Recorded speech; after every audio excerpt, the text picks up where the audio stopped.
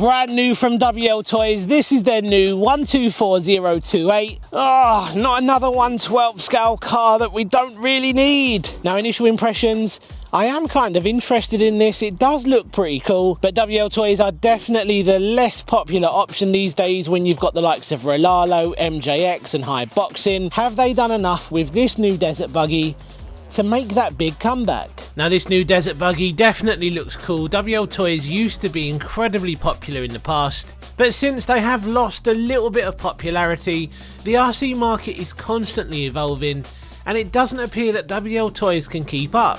WLToys used to be incredibly popular, although I would say these days they have lost popularity a little bit. The RC market is constantly evolving, and if companies don't do everything they can to try and keep up with other brands out there, well, they're only going to go one way. And there are many factors which I think have influenced WLToys' standing currently. Now, about 5 years ago, the initial appeal when it comes to WLToys was the price point. You could pick up really good models like their 1/14 scale 144001 for around £60 here in the UK, which was incredibly cheap. And that was really good because it attracted beginners looking to get into the hobby. Then of course there's quality and durability concerns. WLToys aren't really well known for their quality control. Now, the RC market is very competitive and other brands are producing much better affordable options, which makes WLToys harder to justify, especially considering they're not really keeping up with the competition. Parts availability in 2025 still pretty good for WLToys. I don't think that's going to change. I just think many companies have started to produce entry-level RC cars which are more durable, have better parts support, and are just a little bit nicer to look at compared to what we're seeing from WLToys. WLToys, of course, are still a very popular brand in the budget RC market. However, what I would say is WLToys don't seem to listen to their customers, they don't listen to the people reviewing their cars, they don't make necessary changes to remain popular. For a long time I've been saying I would prefer if they went for a slightly more basic body design and left some of the LED lights out a little bit, because I think it's getting to a point where a lot of their cars are becoming radio controlled Christmas trees. Now, I've been reviewing WLToys cars for around 5 years, pretty much when I started my channel, and in that space of time I've never once witnessed a time where they've actually listened to their customers or the people reviewing their cars, and I don't think that's going to change anytime soon. And for that reason, I think there's only one way WLToys is going. So let's take a look at the outside of this new WLToys first. Now, styling wise, yeah, usual stuff that we keep seeing from WLToys. Bright, loud colour schemes on the bodies, just not very nice. I mean, you may disagree, you may really like it. I don't think it looks that good. I think there's a lot of stuff going on. I think I would have preferred to have seen a slightly more toned down and basic colour scheme. So of course on the back we've got a full-size spare. This thing is covered in LED lights. They are literally everywhere. We've got twin chrome exhausts on the side, and that's interesting. There's a wheelie bar on the back. I wonder if that's going to get any use. We see this all the time with a lot of these cheap RC cars. They dress these things up to make them look really cool, really powerful. Well, let's hope this one is. Tyres feel surprisingly soft. I actually really like those. I'm not sure about the red though. Again, I just think there's too much going on, especially with the LED lights. This thing is covered in them. So under the body, everything is pretty much just like we've already seen from WLToys in the past. They're essentially clones of LC Racing. Of course, you've got the adjustable oil-filled shocks, which actually don't feel great on this one. I don't think there's any oil in there. It just feels a bit bouncy. I'm not sure about that. Anyway, everything is pretty much identical to what we've already seen. There's nothing really new here. Now, electronics wise, this has a 45 amp ESC, a 2852 2800 kV brushless motor, a 1.7 kilogram 3-wire steering servo, and the interesting thing here is this little label says this product can 2S 7.4 volt battery. I wonder if this is actually 3S capable though. And of course I will test it on 3S. So in the box here we have the transmitter, which is their new version. And I've said it before, I don't really like this. I think it's a colourful mess. I actually preferred the old versions. They were a lot nicer. You've got steering trim, steering dual rate adjustments, and a foam grip on the wheel, but I still prefer the old one. These also have like an inbuilt phone mount up on the top, which I don't think anyone has ever used. It's the most useless feature ever. Yeah, these things aren't the best. And then you've got the standard 2200 milliamp hour 2S LiPo. Finally, a black and white manual, which looks like it has been translated directly off of Google Translate, and a USB charger, pretty much the standard WLToys charger that we've seen for years. That is pretty much it. So let's get a battery in this. Let's see how this does on 2S. There's a little look at the LED lights. Yes, it does look cool, but I do think it's too much. Right, so let's start the GPS. Is this thing going to be a wheelie monster? Well, let's find out. Oh, it is. It is a wheelie monster. That is cool. That is cool. And that's on 2S. I'm doing this one-handed.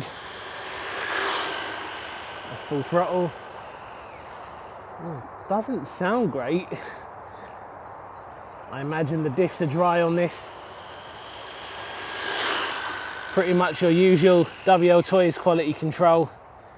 Yeah, it doesn't sound the best. Full throttle again. Well, it's nippy for 2S. I'll give it that. I think we're going to see 30 miles per hour plus, because it definitely feels quick.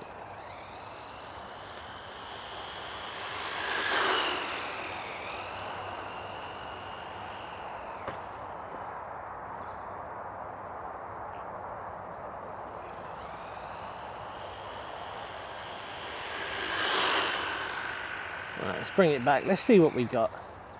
This is going to be interesting. Is this the comeback that WLToys needed?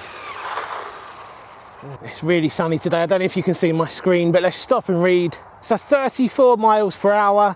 Not too bad for 2S. Right, let's plug in a 3S. This is either going to be really fast, really fun, or it's going to go up in smoke. I'm going to leave the Velcro strap open just in case I need to quickly whip this thing out. I always get a little bit worried about plugging in batteries that they recommend you don't do. No smoke at the moment. Let's switch it on. Oh, we've got 3 beeps, which means it is definitely a 3S capable ESC. Is it going to hold up?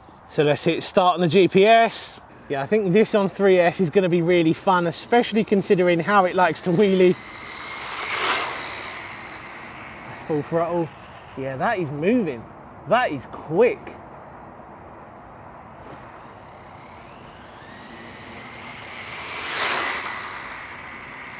Seems to be handling 3S fine.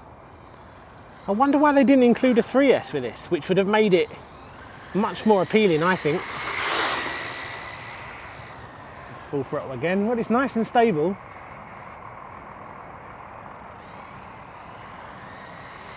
Full throttle. Yeah, I think those diffs are definitely dry because they don't sound 100%. But look, I don't like to check over ready to runs when I get them out of the box. You know, they should be ready to run. So on 3S, I got 48, which is actually very quick. That definitely puts it up there with a lot of the other ready to run budget cars like the MJX Hyper Go and the ROG1. Now that is a very good start. So far then, this is actually starting to impress me.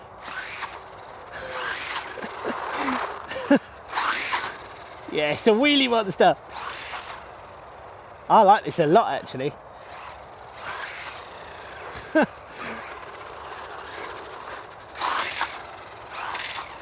Yeah, this is cool. So I've come out later in the evening so that I can show you those LED lights. And there are a lot of LED lights on this thing.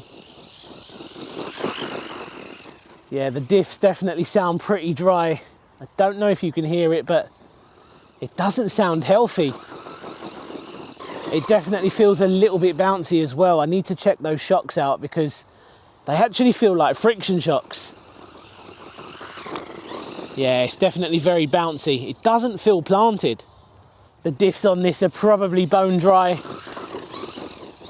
Now, this is a ready to run. This is sold as a ready to run, and my attitude is everything should be ready to go straight out the box.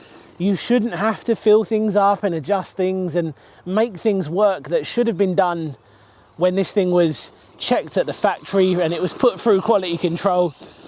Why are they not picking up on this stuff? It's the typical stuff that we've seen from WLToys and pretty much the thing that's killing them off. The quality just doesn't seem to be improving, but the price is going up. I don't get what it is. I don't understand why WLToys don't read comments and don't communicate with reviewers and find out what needs changing. You know, that's something that Rlaarlo does quite a bit. They'll send you something, you tell them, you know, what's wrong with it or what should be changed, and they'll take that back and potentially make changes in a future model or a new version. But when it comes to WLToys, they just don't seem to listen.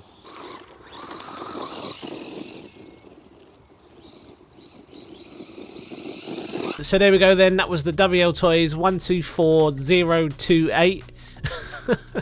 That's another thing I wish they'd change. It's been going on for years. All the different numbers gets really confusing. But it's the 124028. Now yes, I don't like the way this truck looks. I'm not a fan of the styling. And I don't like all of the LED lights. I think it's pretty close to a radio controlled Christmas tree. A nice basic colour scheme and a couple of lights is all this car needed. Maybe like a carbon effect colour scheme I think would have looked really cool on this. But once again, WLToys do what they want to do, not what we want, which is why we're seeing this Desert Buggy. Now overall performance was actually pretty good. On-road performance, yeah, it was pretty quick actually on 2S and 3S. I wasn't sure if it was going to run 3S properly because it does say on the box, and it also has a sticker on the actual ESC itself saying that it's only 2S ready, but it will run 3S, which is good to know, although I don't think I'd be confident running it on 3S off-road. Off-road performance, yeah, pretty good, no major complaints there, handles really well, nice amount of power on 2S, and it did remind me a lot of the old Desert Buggy that they used to produce, and that was actually really good, probably one of their best models. Is this a major comeback for WLToys? I'm not entirely sure at this stage that it is. I just think at the price, £136 here in the UK, I think it's entering into the RC market in a little bit of a difficult territory because there are some alternative brands out there, such as your Rlaarlos and your MJX cars, which are just doing it a little bit better. If this thing was priced at around £80 to £90, yeah, I would say it would probably be a really good choice. But let me know what you make of this Desert Buggy. Let me know in the comments section down below. By the way, if you want to win a Granite 223S or an Infraction 3S BLX, don't forget to check out my current raffles. Both of those look really cool, so if you want a chance to win something and you want to support the channel, definitely check those out. Cheers for watching, see you on the next one. Take care. If you want to see more from WLToys on my channel, click one of these videos now.